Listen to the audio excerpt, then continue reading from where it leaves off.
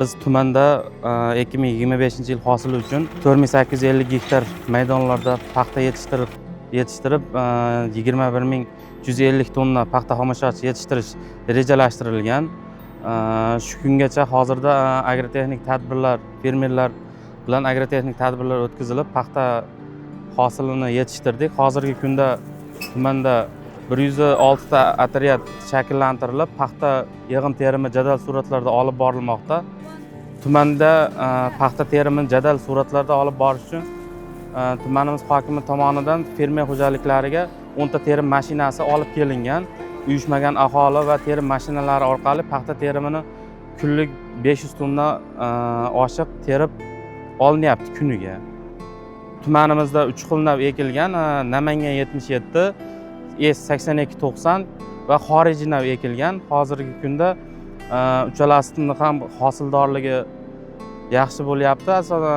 Asosan Xitoy texnologiyasi bo'yicha ekilgan chigitlarimiz hosildorligi yuqori hosildorlikka erishyapti fermer xo'jaliklari.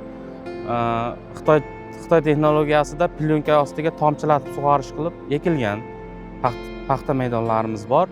Yuqori hosil olyapmiz shu maydonlardan. Endi hammasi ham hamma navlar ham yaxshi. Endi bu yil Xitoy navimiz yangilik bo'ldi bizga, tumanga yangilik.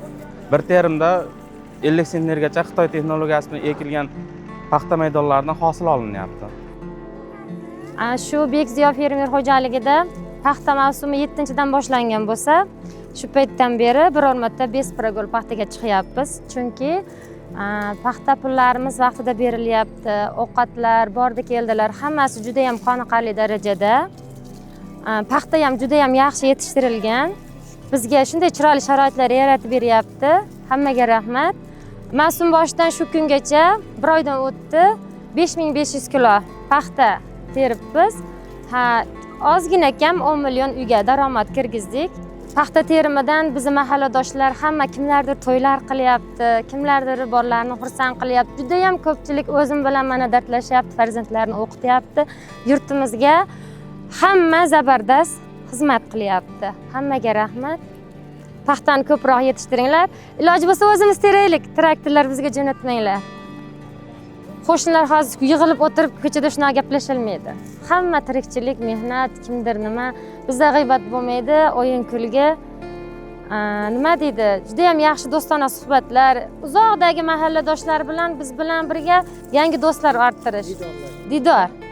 Masalan, men o'zimni opam bilan har kun shuna ko'rishib gaplasha olmayman. Telefon qildim, shu yerda paxta ko'p, hamma yo'q joyida pullar vaqtida olinadi dedim.